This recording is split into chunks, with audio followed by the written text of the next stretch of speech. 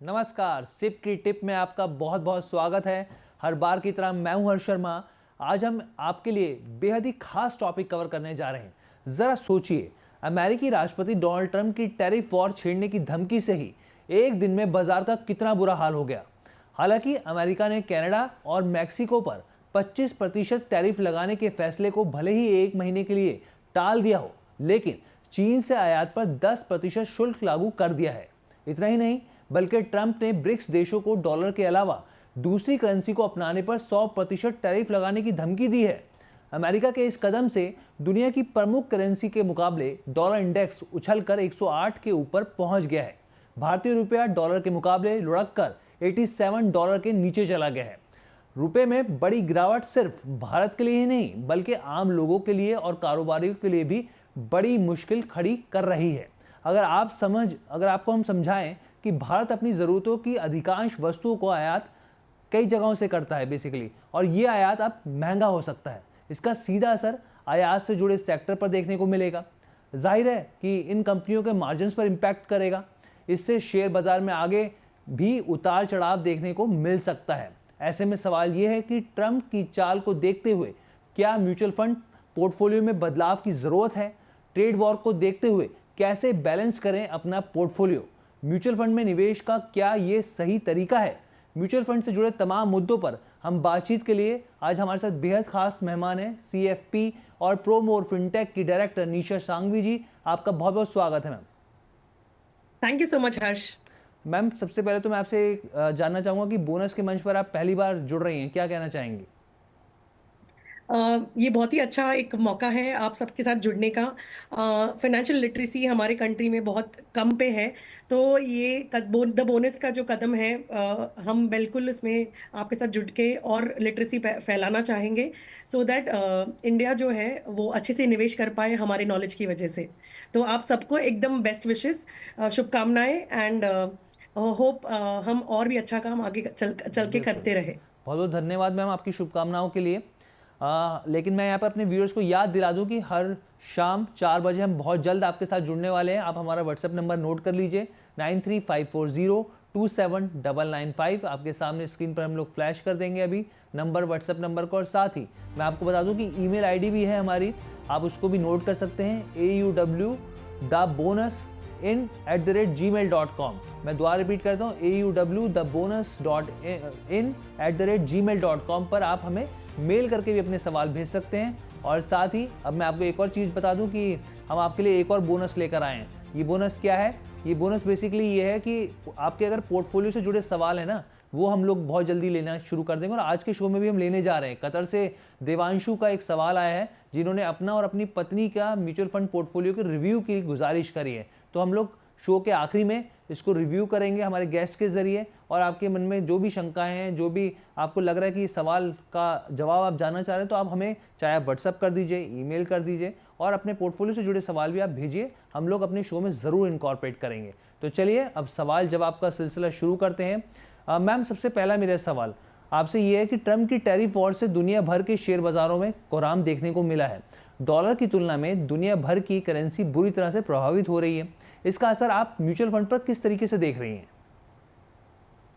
तो Harsh, as a investor, definitely US जो है हमेशा ही एक लीडिंग करेंसी रही है, जो डॉलर है। तो ब्रिक्स में भी वो सबसे लीडिंग करेंसी है और strongest currency in the world है।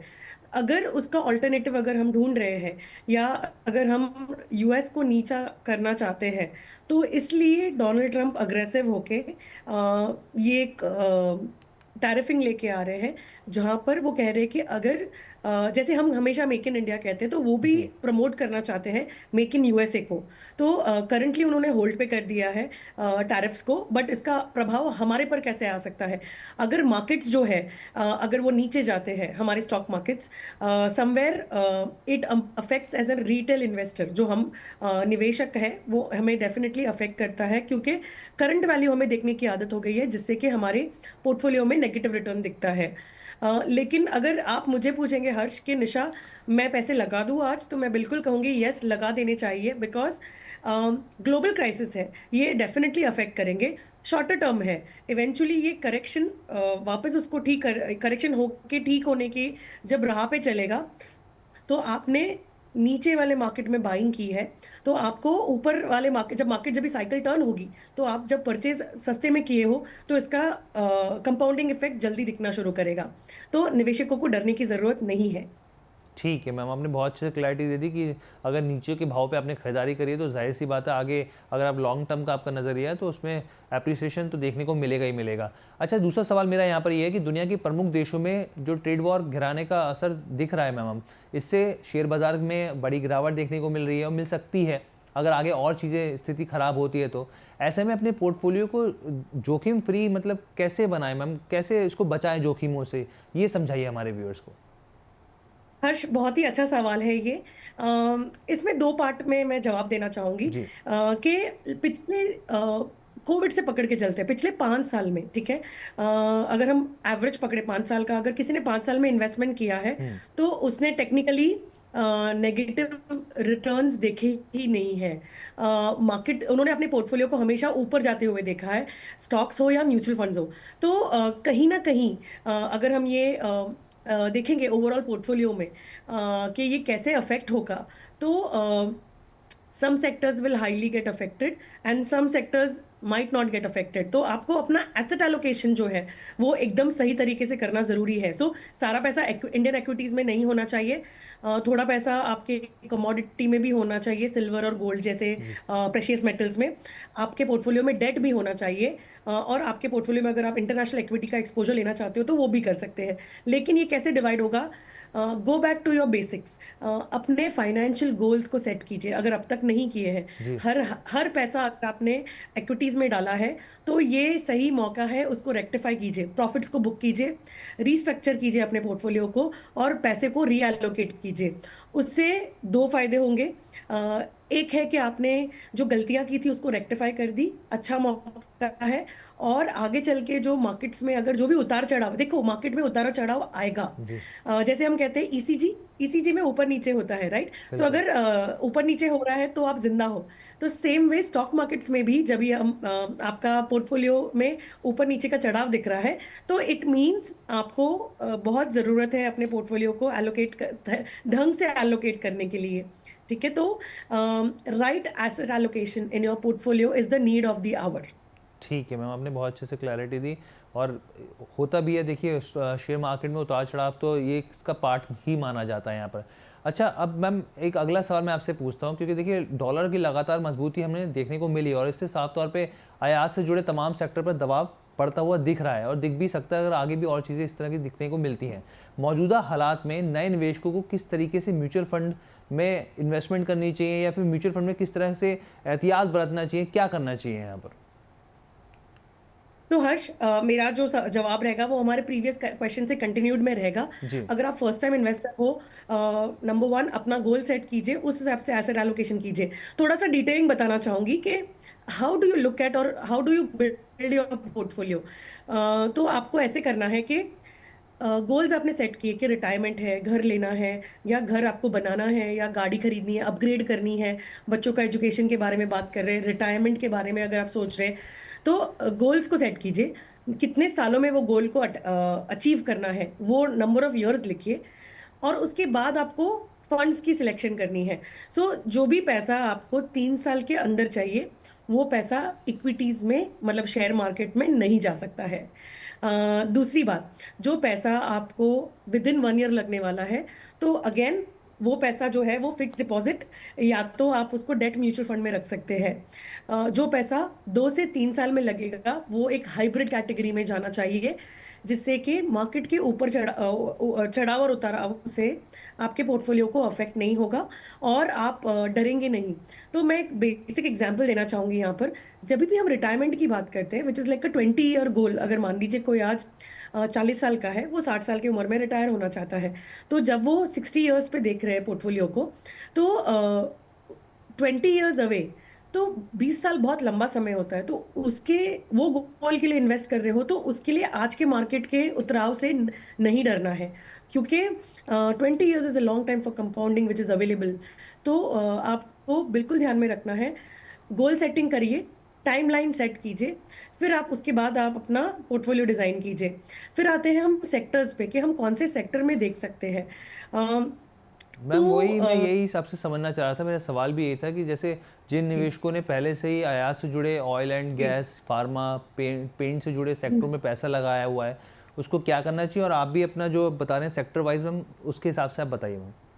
ठीक है। सो जब भी हर्ष जब भी हम सेक्टर वाइज करते हैं चीज़ों को, तो हमें ध्यान में रखना ये ज़रूरी है कि सेक्टर्स में तभी इंडिविजुअल सेक्टर्स में तभी जाना चाहिए जब आपके पास अच्छा जी रिस्क लेने का स्टमक हो। क्योंकि अगर मान लीजिए हमें लगता है कि फार्मा सेक्टर बहुत अच्छा करेगा, ठीक है, India has so many patents registered where हमारी रिसर्च और इसके बेसिस पे कोई ड्रग्स बने हैं और वो एक्सपोर्ट हो रहे हैं। जी और लेकिन अगर मान लीजिए कि इंडिया पे भी टैरिफ लग जाता है तो यूएस हमारे ड्रग्स नहीं लेगा, तो हमारे फार्मा स्टॉक्स में गिरावट आ सकती है। दूसरी बात, दूसरा सेक्टर की अगर बात करेंगे तो फाइनेंस, कोई भी इकोनॉमी को प्रॉस्पर करने के लिए फाइनेंस सेक्टर बहुत ज़रूरी है। हमारे जो टॉप टू बैंक्स हैं, जो टॉप प्राइवेट बैंक्स हैं, जो है एचडीएफसी और आईसीआईसीआई, दोनों भी जो है majorly owned by foreign companies है। तो ये ध्यान में रखना ज़रूरी है कि अगर कोई उतार चढ़ाव रहेंगे, कोई कोई नॉर्म्स आ जाते हैं, स्ट्रिक्ट नॉर्म्स आ जाते हैं हमारे आरबीआई की तरफ से या यूएस की तरफ से, तो हमारे बैंकिंग पोर्टफोलियो को भी एक हिट लग सकता है। तो दूसरी बात आती जो सबसे अच्छा सेक्टर मुझे लगता है मैं वो भी बताना चाहूंगी। एक जी तो है जी। Green energy, electronic vehicles. Hmm. ये एक नेक्स्ट लेवल रहेगा, जो ये सेक्टर सबसे अट्रैक्टिव लग रहा है बिकॉज एज अ जनरेशन हम सब ग्रीन एनर्जी की बात कर रहे हैं, क्योंकि हमारे नेक्स्ट जनरेशन के लिए वरना कुछ बचेगा नहीं, कोई फ्यूल बचेगा नहीं, पानी नहीं बचेगा। तो हमें ईवी की तरफ जो है, इलेक्ट्रॉनिक व्हीकल्स जो है, ये बहुत अच्छा लग रहा है जो ग्रीन एनर्जी की तरफ काम कर रहे हैं। सिर्फ ग्रीन एनर्जी में ईवी नहीं आता है, बहुत सारी चीज़ें आती है कि ई वेस्ट मैनेजमेंट है, जो चीज़ें रिसाइकल होती है, इलेक्ट्रॉनिक गैजेट्स है, या जो भी चीज़ हम वेस्ट क्रिएट कर रहे हैं। तो ये एक सेक्टर जो है वो बहुत ही अच्छा लग रहा है। लेकिन इक्विटी में जब आप इन्वेस्ट कर रहे हो सेक्टर वाइज, तो आपको ये ध्यान रखना है कि कोई भी सेक्टर है उसका साइकिल होता है, तो कभी कभी वो साइकिल को पॉजिटिव रिटर्न्स देने के लिए समय लग सकता है। तो बिल्कुल। ये ध्यान में रखना जरूरी है कि hold hold on as much as you can, as long as you can. और ज़रूरत पड़े तो आप, मार्केट टूटेगा ज़्यादा, 20% आपने आज स्टॉक खरीदा और वो 20% नीचे हो गया, तो वो आपको एवरेज करने का भी स्टमक आपके पास होना चाहिए। और अगर वो नहीं समझ में आ रहा है सेक्टर वाइज, तो आप डायरेक्टली एक इक्विटी डाइवर्सिफाइड म्यूचुअल फंड के पास आ जाइए, फंड मैनेजर आपके लिए वो काम कर लेगा। बिल्कुल मैम। अच्छा मैम, इसका मतलब जो आपको पसंदीदा सेक्टर्स हैं, तो मैं इस लिहाज से समझूं कि सेक्टोरल और थीमेटिक फंड्स, इस लिहाज से निवेशकों को यहाँ निवेश करने की सलाह दी जा सकती है, जो आपके फेवरेट यहाँ पे आपने सेवन सेक्टर्स टू बताए? 10 ईयर्स का गोल होगा ना हर्ष, तो ही जी किसी को सेक्टोरल या थीमेटिक फंड्स में इन्वेस्ट करना चाहिए। जी जी जी। और यहाँ पे एंट्री और एग्जिट भी बहुत इंपॉर्टेंट क्रूशियल रोल निभाती है, तो यस। इस चीज़ का भी ध्यान रखना चाहिए। अच्छा मैम, एक सवाल मेरा यहाँ पर और है, यहाँ पे कि क्योंकि ट्रेड वॉर का टॉपिक है, तो लगातार सवाल बनते चले जा रहे हैं, तो इसलिए हम लोग चाहते हैं कि व्यूअर्स को भी क्लैरिटी मिले। आपके हिसाब से ट्रेड वॉर का जो संकट है वो म्यूचुअल फंड निवेशकों के लिए कितना गंभीर है, और इस संकट को देखते हुए अपने म्यूचुअल फंड्स के पोर्टफोलियो को किस तरीके से बदलाव करना चाहिए, किस तरह से रिस्ट्रक्चरिंग करनी चाहिए, किस तरह से डिज़ाइन करना चाहिए? तो हर्ष, जियोपॉलिटिकल एक फैक्टर हमेशा रहेगा वॉलेटिलिटी के लिए, जी मार्केट में वॉलेटिलिटी के लिए। ठीक है, तो वो हम प्रेडिक्ट नहीं कर सकते कब होगा, कैसे होगा और कितना होगा। ठीक है, जी तो हमारा पोर्टफोलियो स्ट्रक्चर जो है वो इस हिसाब से होना चाहिए। जैसे आपने बहुत सही तरीके से मुझे पूछा है कि गोल सेट अगर किए हैं तो आप उसको होल्ड ऑन कीजिए। आपके गोल्स के, मान लीजिए कि 5 साल 7 साल दूर है आपका गोल, और आपने उस हिसाब से इन्वेस्ट किया है, तो शॉर्टर टर्म में यस आपको नेगेटिव दिखेगा portfolio, but eventually it will recover. हाँ, लेकिन 1 साल के बाद पैसा चाहिए और वो पैसा लगाया हुआ है, तो वो एक बैड आइडिया है। और ये टैरिफ वाले में अगर हम बात करेंगे तो सबसे पहले ट्रम्प जी जो है वो चाइना, मेक्सिको और कनाडा के साथ जो भी वो टैरिफ का करेंगे, तो इससे दो चीज़ें हो सकती है।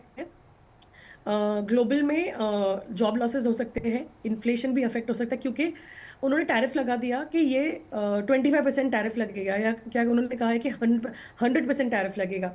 तो उतनी चीज़ें महंगी हो जाएगी। वो चीज़ें महंगी होने से इन्फ्लेशन बढ़ेगा, क्योंकि जैसे ही महंगाई आती है तो इन्फ्लेशन बढ़ जाता है। तो ये चीज़ें महंगी भी हो सकती है, इसलिए आपका पोर्टफोलियो जो है वो डाइवर्सिफाइड होना ज़रूरी है। बिल्कुल मैम, आपने बहुत अच्छे से क्लैरिटी दी, मुझे लगता है व्यूअर्स को यहाँ पे समझ में आया होगा। और आज से बहुत साल पहले की बात है, कैपिटल गुड्स का जो साइकिल था उस समय दौर में लोगों ने इन्वेस्ट किया था, लेकिन वो कुछ समय तक बहुत ठंडा पड़ा रहा और उसके बाद फिर वापस इसमें एक तेज़ी देखने को मिली, तो काफ़ी टाइम पे निवेशकों को वेट भी करना पड़ जाता है। अच्छा मैम, एक बेसिक सवाल यहाँ पर मैं पूछना चाहूँगा, लेकिन बहुत ज़रूरी सवाल है ये। अगर किसी को यहाँ पर 20,000 रुपये की महीने की SIP शुरू करनी हो तो उसे कौन से फंड चुनने चाहिए? हर्ष, ये एक पार्ट ऑफ द क्वेश्चन है। सेकंड पार्ट जरूरी है कि कितना टाइमलाइन होगा, क्या टाइम होराइजन रहेगा। जी, टाइम तो होराइजन वो रहेगा। ज्यादा क्लैरिटी देता है बताने के लिए कि कहाँ निवेश करें। जी, जी, जी। तो मैम फिर भी मान लीजिए अगर 10 साल का नज़रिया है, तो फिर आपकी क्या राय रहेगी? हर्ष, तो मैं उसे ऐसे डिवाइड करना चाहूंगी।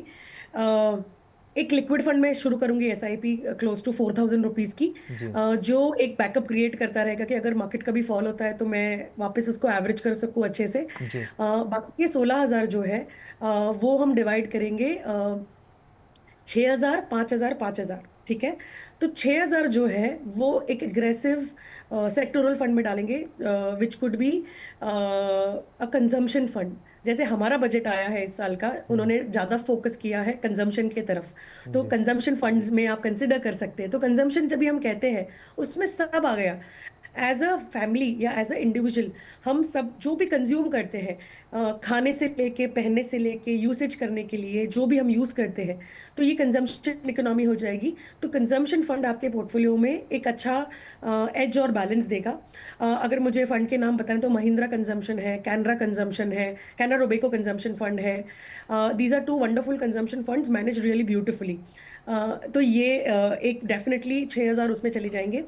बाकी के जो पैसे हैं 5,000 ईच के, अगर मान लीजिए 10 साल का टाइमलाइन है, तो मैं डेफिनेटली एक मल्टी कैप लेना चाहूंगी। Again, multi cap could be Whiteoak Capital multi cap और इन्वेस्को मल्टी कैप।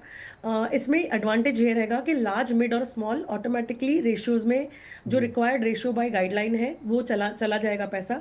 तो आपको वो एक्सपोजर मिल जाएगी और इंडेक्स का एक्सपोजर भी मिल जाएगा। जी, और एक लास्ट पार्ट जो है 5,000 का, वो मैं डालना चाहूंगी निफ्टी नेक्स्ट 50 में। जी, ठीक है। जो इंडेक्स के बाद का, पहले 50 के बाद के जो 50 स्टॉक है, मैं उसमें डालना चाहूंगी, क्योंकि इंडेक्स में भी वेटेज देना चाहिए जी। और ऐसे फंड को चुनना चाहिए जो हमारे बाकी फंड्स के साथ ओवरलैप ना हो। तो ठीक है। ये मेरा पोर्टफोलियो एलोकेशन रहेगा, जब एक आप 20,000 की सिप करना चाहोगे तो। बहुत ही ब्यूटीफुली डिज़ाइन कर दिया मैम आपने पोर्टफोलियो, और एक क्वेश्चन के साथ ही सीधा आंसर आपने बता दिया। मुझे लगता है व्यूअर्स को इस चीज़ पे ध्यान देना चाहिए कि मैम की क्या सलाह है और किस तरीके से आपको, अगर जब आप डिज़ाइन करें अपने पोर्टफोलियो को, तो कैसे डाइवर्सिफाई कर सकते हैं यहाँ पर। इन चीज़ों को, यस। तमाम चीज़ों को देखना चाहिए यहाँ पे। अच्छा मैम, आखिरी दो सवाल हैं मेरे। एक सवाल ये है कि अगर आप इक्विटी म्यूचुअल फंड में निवेश कर रहे हैं, अगर कोई व्यूअर कर रहा है यहाँ पे, निवेशक कर रहा है, तो निवेश का नज़रिया, होल्डिंग पीरियड कितने साल का होना चाहिए, मिनिमम और मैक्सिमम? हर्ष, अगर जब भी आप एक्विटी में कर रहे हो तो 5 साल के एवरेज आपका होल्डिंग पीरियड मिनिमम होना चाहिए, मिनिमम। ठीक है।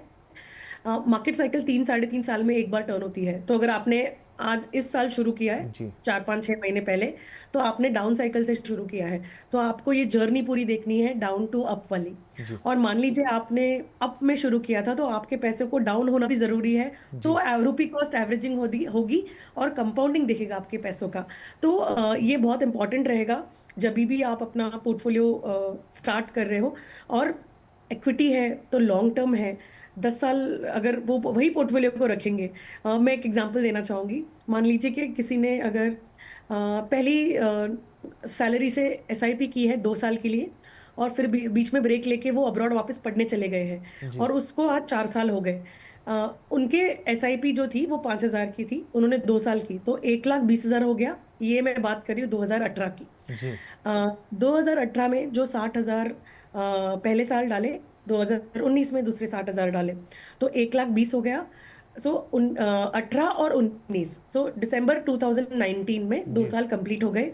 Total invested value 1,20,000। जी, उसकी आज की वैल्यू जो है Harsh, even if the markets have fallen, उसके पहले कोविड आ गया, हम इतने सारे रशिया का वॉर आ गया, हमारे ईरान का वॉर आ गया, जो भी हम करें, जियोपॉलिटिकल इश्यूज आए, इंडिया में इलेक्शंस हुए, इन्फ्लेशन हाई गया, कंट्रोल में आया, जो भी आप कह दीजिए, जो भी फाइनेंशियल जी माइलस्टोन्स हुए, ये सब जी के बाद वो 1,20,000 की आज की वैल्यू तकरीबन 5 लाख रुपए है।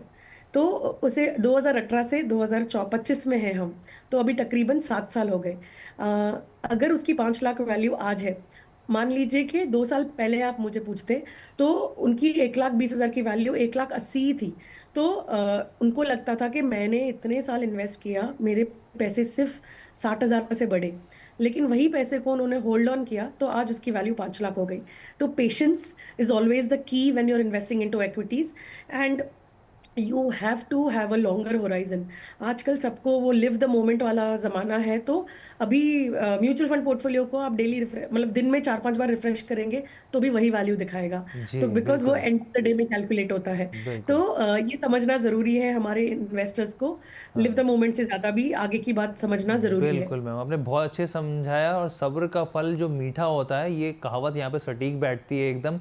और देखिए 26,277 का लेवल था, वहाँ से बाजार टूटते हुए नीचे आया, और उसके बावजूद मैम बहुत अच्छे रिटर्न्स हैं। अगर इस तरीके के रिटर्न्स देखने को मिल रहे हैं तो बहुत ही शानदार रिटर्न है। आखिरी सवाल की बात करते हैं मैम। अब जी। यहाँ पर हम लोग जो है एक बोनस लेके आए अपने व्यूअर्स के नाम, तो हमारे प्लेटफॉर्म का द बोनस है ये, लेकिन उनके लिए भी एक और बोनस, दो बोनस है। एक बोनस ये है कि अब हम लोग क्या कर रहे हैं, म्यूचुअल फंड में इस शो के दौरान पहली बार निवेश की एक तरह की नई प्लानिंग के बारे में हम लोग कर रहे हैं मैम चर्चा यहाँ पर। और हम लोग जो है इस शो के दौरान कतर से हमारे एक सवाल आया देवांशु का, और वो सवाल इनका बेसिकली ये है कि वो अपना और अपनी पत्नी का पोर्टफोलियो जो है वो रिव्यू कराने की गुजारिश उन्होंने करी है। तो आप श्योर। रेडी है मैम? यस। ठीक है, तो सबसे पहले हम अपने स्क्रीन पर उनका पोर्टफोलियो रखते हैं ताकि तमाम व्यूअर्स को दिख सके, पता चल सके। देखिए, निपॉन इंडिया लार्ज रेगुलर में करीब 8,000 की एसआईपी करते हैं, Motilal Oswal mid cap regular में 12,000 की एसआईपी करते हैं, कोटक मल्टी कैप रेगुलर में 10,000 की एसआईपी, जेएम फ्लेक्सी कैप में भी 10,000, और एचडीएफसी फ्लेक्सी कैप में 15,000 की एसआईपी है। और इसके अलावा देवांशु के पोर्टफोलियो में बहुत सारे फंड्स हैं इनके, करीब एचएसबीसी है, डीएसपी है, आईसीआईसी प्रूडेंशियल ब्लू चिप है, आईसीआईसी प्रूडेंशियल वैल्यू डिस्कवरी है, और ICICI pru pharma health fund भी है। यानी इन्होंने भी बहुत ज़बरदस्त तरीके से डाइवर्सिफाई कर रखा है मैम। करीब करीब 1 लाख की एसआईपी इनकी बन रही है मैम हर महीने की। आप कैसे देख रहे हैं इसको, और कैसे किस तरीके से आप रिव्यू करेंगे, और क्या गुंजाइश है इसमें, कुछ चेंजेस लगता है आपको, कुछ बदलाव की ज़रूरत है? हर्ष, इतने सारे नंबर ऑफ फंड्स हैं 1 लाख की सिप के लिए, मेरे हिसाब से ये ओवर डाइवर्सिफाइड पोर्टफोलियो है। जी जब भी आप 1 लाख की सिप करते हो तो हम 3 या 4 फंड्स में काफी सफिशिएंट होता है ये करने के जी लिए। दो दो फ्लेक्सी कैप है, 2 स्मॉल कैप है, मल्टी कैप है आपके पोर्टफोलियो में, लार्ज कैप है।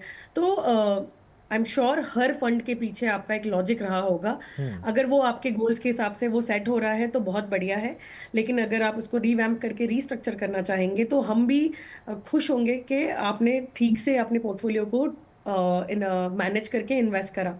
बिकॉज जैसे यहाँ देख रहे हैं, लार्ज कैप है, मिड कैप है, फिर मल्टी कैप भी है। तो your multi cap will have mid cap also and large cap also. फिर आते हैं 2 फ्लेक्सी कैप है, जेएम फ्लेक्सी कैप है और एचडीएफसी फ्लेक्सी कैप है। तो ये भी ओवरलैप डेफिनेटली होगा इसके अंदर। तो हमें ये भी समझना जरूरी है कि आप जब भी दो सेम टाइप के फंड में पैसा इन्वेस्ट करते हो तो आपको एक रिस्क रहता है, क्योंकि अगर वो कैटेगरी फॉल होती है तो आपके दोनों स्कीम में पैसे हैं तो आपको नुकसान हो सकता है। और फिर रही बात आपका एक्सटेंडेड पोर्टफोलियो की, जो आईसीआईसीआई प्रूडेंशियल के 3 फंड में पैसा है, हम जनरली कहते हैं कि एक ही फंड में एक फंड हाउस में एक ही स्कीम में कीजिए जो उसकी बेस्ट हो या जो आपके गोल्स के हिसाब से मैच हो। बिकॉज एक ही फंड हाउस के 3 फंड आपने डाले हैं, IPru blue chip, IPru value discovery, IPru pharma and healthcare. यहाँ ये बुरे नहीं है, लेकिन क्या आपके लिए अच्छे हैं ये समझना ज़रूरी है। तो ये ऐसा हो गया, अगर आईसीआईसीआई प्रूडेंशियल में कोई चेंजेस आते हैं, अगर उनके सीईओ रिटायर हो जाते हैं, तो उस टाइम पॉइंट में आपके पोर्टफोलियो को 25,000, जबकि 1/4%, I mean 1/4 of the portfolio is going towards ICICI.